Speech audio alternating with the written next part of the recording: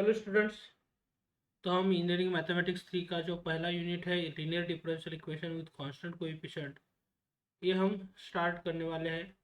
तो पहले हम डिफरेंशियल इक्वेशन की डेफिनेशन क्या होती है और इसके रिलेटेड एग्जांपल क्या है वो देखते हैं।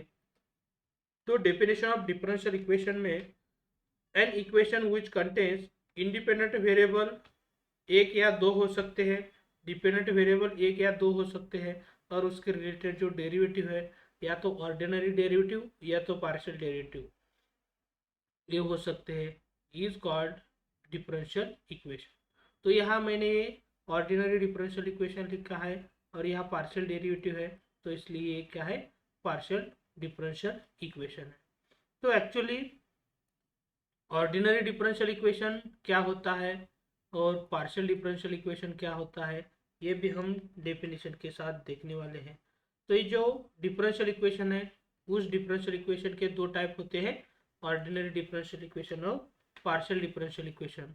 तो ऑर्डिनरी डिफरेंशियल इक्वेशन की definition, an equation which contains only one independent variable, एक ही इंडिपेंडेंट वेरिएबल चाहिए ऑर्डिनरी डिफरेंशियल इक्वेशन में। फिर डिपेंडेंट वेरिएबल एक या एक से ज़्यादा भी हो सकते हैं, और derivative of various order is called the ordinary differential equation. तो ये आपके सामने है ऑर्डिनरी डिफरेंशियल इक्वेशन, ये भी जो है वही ऑर्डिनरी डिफरेंशियल इक्वेशन है।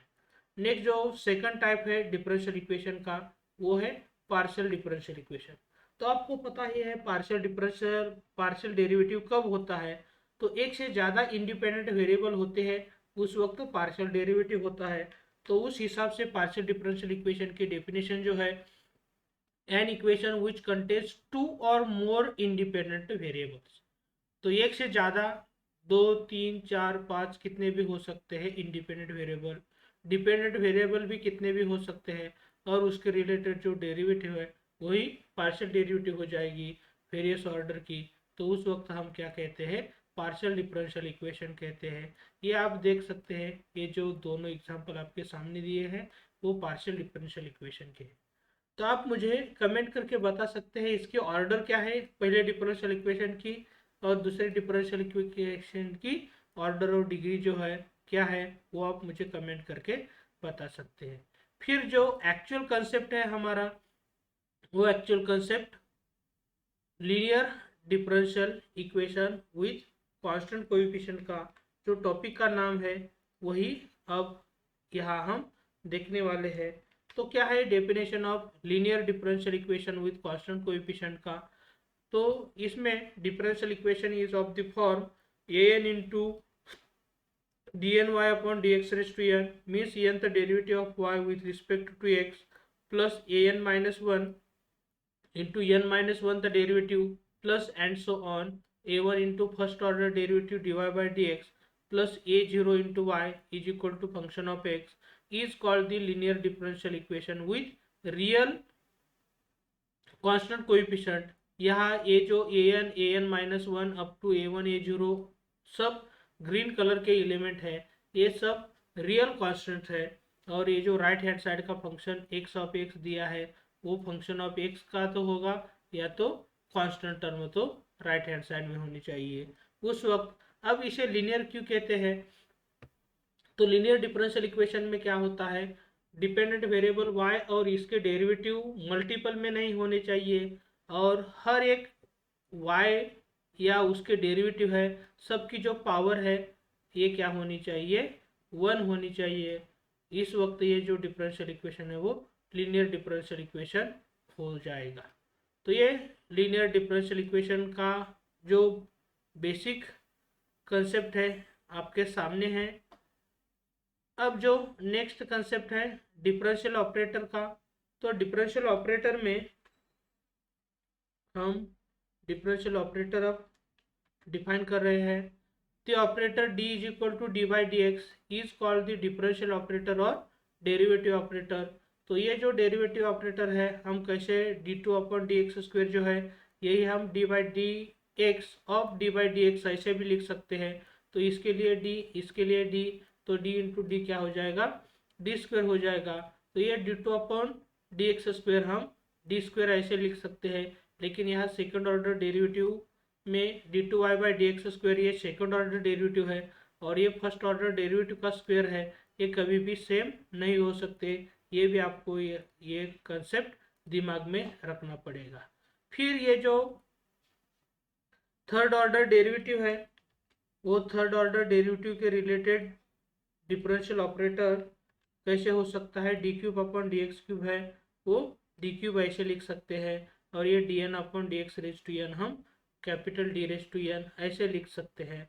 अब इसी का यूज करके ये जो सेकंड ऑर्डर डेरिवेटिव है जो d two y by D x square है, ये d two y by D x square कैसे होगा यह आप देख सकते हैं। ये जो d two y by D x square है यही जो कंसेप्ट है हम d by D x of d Y by D x लिख सकते हैं और ये जो d Y by D x है फिर d y d x of Y लिख सकते हैं। तो d by D x of d by D x of y ये कैसे लिख सकते हैं, डी स्क्वायर वाई। तो यहाँ से आगे d two y by D x square की वैल्यू क्या हो जाएगी, d square y. Similarly d cube y upon D x cube की वैल्यू जो हो जाएगी वो डी क्यूब वाई हो जाएगी और d n y upon D x raise to n की वैल्यू जो है ये d raise to n y हो जाएगी।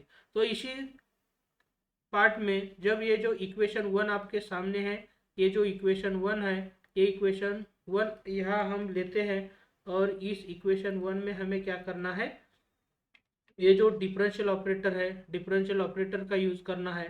तो ये जो nth डेरिवेटिव है इसके रिलेटेड हमें कौन सी टर्म पुट करनी है, डी एन वाई पुट करनी है। तो यहाँ पुट करने के बाद n माइनस वन डेरिवेटिव है तो यहाँ ये जो पावर है ये क्या हो जाएगी, d raise to n minus one y हो जाएगा और ये जो है ये पार्ट कौन सा हो जाएगा, d Y by D x है, वही पार्ट क्या होने वाला है, कैपिटल डी इंटू वाई होने वाला है। तो इसी तरह ये जो कंसेप्ट है ये कंसेप्ट यह आपके सामने है, इक्वेशन वन इसी तरह रिड्यूस हो जाएगा। फिर क्या हो जाएगा, ये जो y है हर एक टर्म में y की टर्म है तो यहाँ हम क्या कर सकते हैं, ये y जो है y टर्म क्या करने वाले हम कॉमन ले सकते हैं। तो ये कॉमन लेने के बाद क्या हो जाएगा, इसी तरह ये जो ब्रैकेट है यहाँ ब्रैकेट आने वाला है तो यहाँ हम ब्रैकेट ले रहे हैं। तो ये जो टर्म आपके सामने है इसी तरह हम एक्सप्रेस कर सकते हैं। ये इसी तरह ये n into d raise to n plus a n minus one into d raise to n minus one plus and so on a one d plus a zero of y equal to function of x. इसी तरह ये जो आपका linear differential equation with constant coefficient है ये हम लिख सकते हैं। और यही जो पार्ट है इस पार्ट को ही हम क्या करने वाले हैं, इक्वेशन नंबर 2 मान सकते हैं। ये जो पार्ट है इसे इक्वेशन नंबर 2 मान रहे हैं। और ये जो पार्ट आपके सामने दिख रहा है इस पार्ट में जनरली क्या है, ब्रैकेट में जो टर्म आपके सामने दिख रही है वो टर्म क्या है,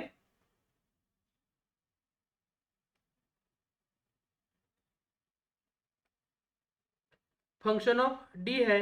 तो यही जो ब्रैकेट की टर्म है यहाँ एफ ऑफ डी लिख सकते हैं और ये ऐसे लिख सकते हैं f of d of y is equal to x of x. इसे हम इक्वेशन नंबर 3 दे रहे हैं। तो ये जो इक्वेशन नंबर 1 था यह आप देख सकते हैं, यही इक्वेशन 1 हम शॉर्ट फॉर्म में f of d of y equal to function of x ऐसा लिख सकते हैं।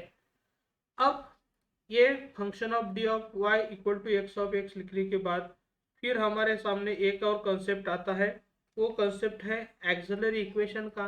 तो एक्सिलरी इक्वेशन के कंसेप्ट में यहाँ आप देख सकते हैं ये जो फंक्शन ऑफ डी इसे जो माना है हमने फंक्शन ऑफ डी माना है वही इक्वेट जीरो के साथ करेंगे, उसे ही हम क्या कहते हैं, axillary equation of the differential equation.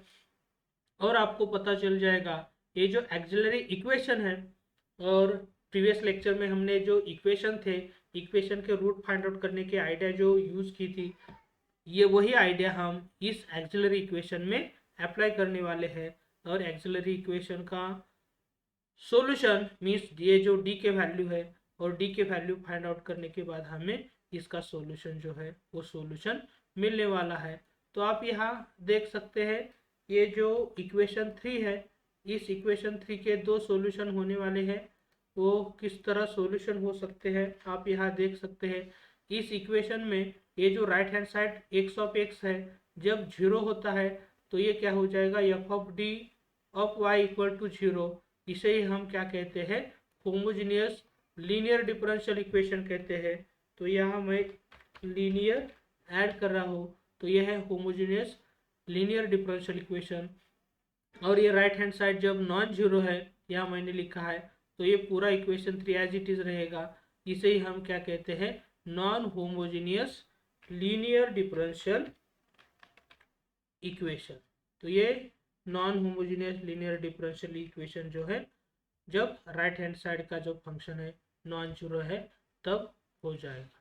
तो हमारे यहाँ जो स्टडी करने वाले हैं वो लीनियर डिफरेंशियल इक्वेशन और नॉन लीनियर डिफरेंशियल इक्वेशन के रिलेटेड स्टडी करने वाले हैं। तो देखते हैं किस तरह लीनियर डिफरेंशियल इक्वेशन का सॉल्यूशन होता है और नॉन लीनियर डिफरेंशियल इक्वेशन का सॉल्यूशन किस तरह होता है, ये हम यहाँ देखेंगे। लेकिन इससे पहले ये जो डी ऑपरेटर है, डी ऑपरेटर जो है इसके कुछ प्रॉपर्टीज है। D of c y is equal to c constant है, वो डी ऑपरेटर के बाहर आ जाएगा। तो डी वाई या तो C into D Y by D X ऐसा भी कह सकते हैं। तो यहाँ सी कॉन्स्टेंट है तो सी डेरिवेटिव के बाहर आ जाएगा। फिर derivative of y plus z है, तो derivative of y plus derivative of z हो जाएगा। और माइनस है तो यहाँ माइनस कंसिडर करना पड़ेगा। और d raise to n of y plus z है तो वही सेपरेट सेपरेट प्लस और माइनस के लिए हो जाएगा। और ये जो ऑपरेटर है कम्यूटेटिव हो जाएगा, D plus A into D minus B equal to D minus B equal into D minus A.